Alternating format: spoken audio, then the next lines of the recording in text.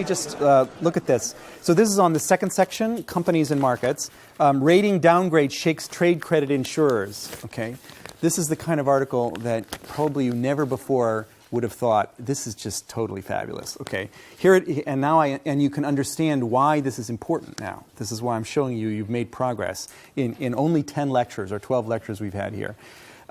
So it begins. Insurance brokers have warned that a decision by Standard & Poor's to cut its rating for one of the world's biggest trade credit insurers, Atradius, that's their name, to near junk status threatens far-reaching consequences for a market that oils the wheels of the global economy. Okay, so here's what you have. There's this company, Atradius,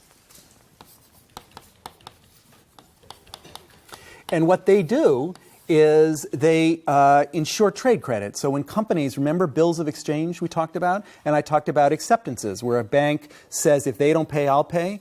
That's what this is. These are acceptances. This is Atradius saying, if they don't pay, I will pay. And this greases the wheels of world trade, you understand, that it allows one company to buy goods from another company and receive payment, receive the goods, but without paying for them, saying, I'll pay you in 90 days or something. And a bank or Atradius guarantees that payment. Okay? If they couldn't get Atradius to guarantee it, the sale wouldn't go through in the first place, right? The goods wouldn't go. And if the goods didn't go, the sale wouldn't happen. The wheels of trade would come to a halt in wholesale. That's what they're worried about.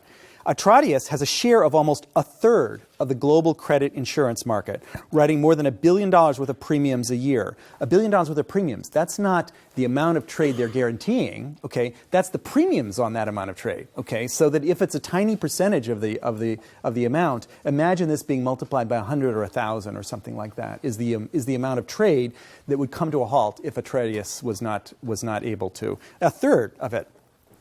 What's the problem? The problem is that the owner of Atradius is this company called Grupo Catalana Occidente, its main shareholder. Okay, so there are shares here, and it's owned by this Grupo Catalana Occidente. So let's just say GCO, okay, and that's their owner. And the problem is that GCO has a lot of Spanish sovereign debt on its balance sheet. Okay? So they're writing insurance. Okay? We in this course, we treat insurance as a liability, potential liability of Atradius. Okay? So there's insurance here. Here.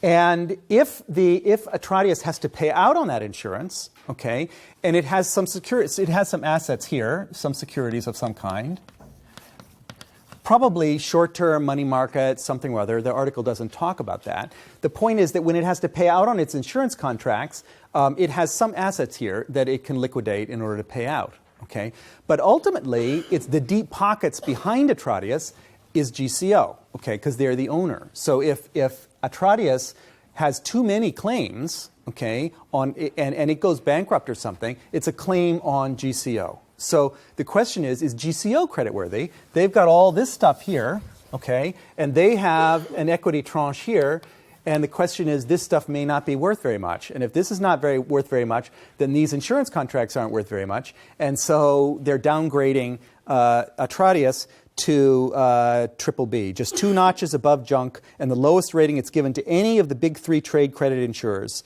in the world. Okay, Atradius said that it and its main shareholder, GCO, were both financially strong and well-capitalized companies with regulatory solvency capital substantially in excess of the current regulatory requirements. Okay, regulatory solvency capital, for which, no doubt, the regulators allow you to count this sovereign debt not at its market value, okay, but at its nominal value, okay, the regulatory capital. But regulatory capital is, the market looks at that and they say, regulatory schmegulatory, what do I care, okay? This is not actually an asset, and so I'm not doing business with you, okay? So this is the problem.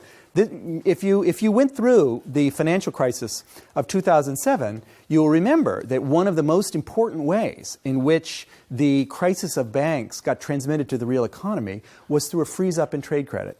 And this was worldwide, okay, that banks just stopped insuring trade credit. And so foreign trade just plummeted. A lot of exports and imports on both sides just plummeted in 2000, after 2008. And having that in mind, when you read this, it's not any longer a little technical weirdness, okay? This is a big warning sign for transmission of the euro troubles, okay, into troubles with actual trade worldwide. 1/3 of outstanding trade credit is written by this company here.